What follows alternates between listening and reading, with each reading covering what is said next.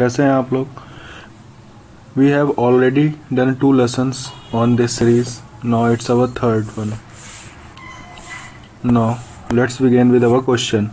Our question is, train A takes 45 minutes more than train B to travel a distance of 450 km. Due to engine travel of train B falls a quarter, so it takes 30 minutes more than train A to complete the same journey. What is the speed of train A? इस A की speed निकालनी है। तो B जो है पहले A से 45 minutes come ले रही थी ट्रेन, और अब 30 मिनट्स ज़्यादा ले रही है। तो B के रिस्पेक्ट में 75 मिनट अब ज़्यादा ले रही है। ठीक है, पहले से अब 75 मिनट ज़्यादा ले रही है अपना डिस्टेंस ट्रेवल करने में।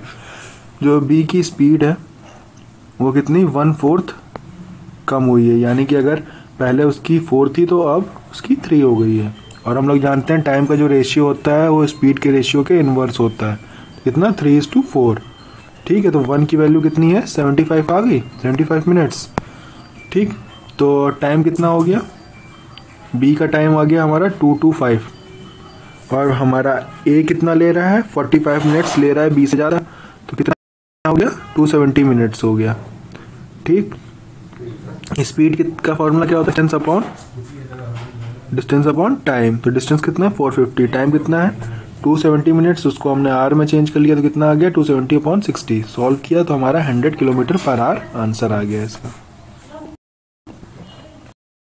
अगला क्वेश्चन कह रहा है, gardener has 39 apple tree, 78 banana tree and 143 mango tree, want to plant them in a row such a way that each row contains only one type of plant and also has equal number of plant, find the minimum number of rows. तो सबसे पहले हम लोग इसका इन तीनों का HCF निकाल लेंगे। तो इसका एचसीएफ आएगा हमारा 13 आएगा। ठीक, कैसे निकाला? 39 का क्या होगा 3 × 13। इसी तरह 78 का क्या होगा 2 × 3 × 13। और इसी तरह हमारा 143 का क्या होगा 1 का क्या होगा 11 × 13। तो तीनों देखिए हमारा 13 कॉमन आ रहा है, इसलिए इसका एचसीएफ 13 आ गया। 13 आ गया, अब क्या करेंगे डिवाइड कर देंगे। कितना आएगा 39 एप्पल ट्रीज कितने में लगेंगे 3 में लगेंगे। इसी तरह ये बनाना ट्री कितने में 6 में, और ये मैंगो 11 में। इन तीनों को ऐड किया तो 20 रोज मिनिमम रोज आ गई हमारी। अगला क्वेश्चन कह रहा है, 1 metre cube piece of copper is melted and recasted into a square cross section of 36 metre long. An exact cube is cut from this bar. If 1 metre cube of copper cost 108 rupees then the cost of cube is. देखिए ये अब हमारा formula क्या होता है, volume का formula होता है एरिया इंटू एट या लेंथ।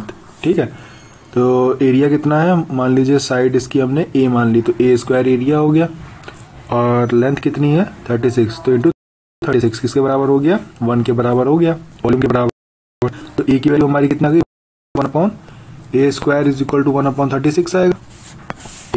A² क्या आएगा 1/36 आएगा वहां से, तो A की वैल्यू कितनी हो जाएगी 1/6 हो जाएगी।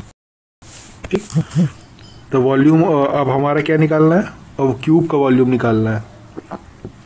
तो क्यूब का वॉल्यूम कितना हो गया 1/6 × 1/6 × 1/6 कितना आ गया 216 मीटर क्यूब।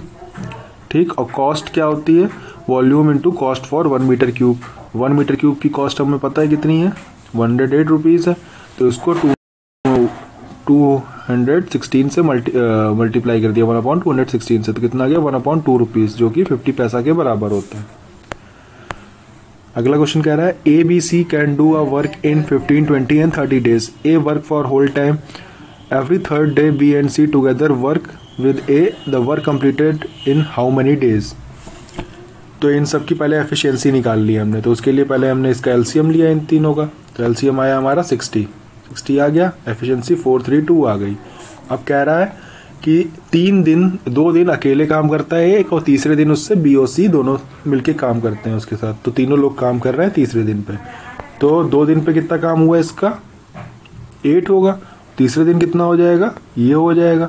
तो 3 दिन में कितना काम कर रहे हैं 17 काम कर रहे हैं। 3 दिन में वो 17 काम कर रहा है। ठीक है, तो इसी तरह अगले 3 दिन में, फिर अगले 3 दिन में कितना हो जाएगा, टोटल 9 दिन में कितना काम कर लेंगे वो लोग, 51 काम कर लेंगे। ठीक है, अब अकेले काम करेगा कौन, ए ने काम किया अकेले एक दिन। ठीक, तो 10 दिन हो गए, कितना, 4 काम किया। फिर 4 यूनिट काम किया उसने एक दिन में। अब तीनों काम करेंगे, कितना काम बचा है हमारा, 1 बचा है काम, 1 यूनिट काम बचा है। ठीक है, वो कितने, एफिशिएंसी कितनी है टोटल, 9, तो 1/9 डे में कंप्लीट होगा। तो आंसर कितना आ गया, 11, 1/9। ठीक, चलिए अगला क्वेश्चन देखते हैं।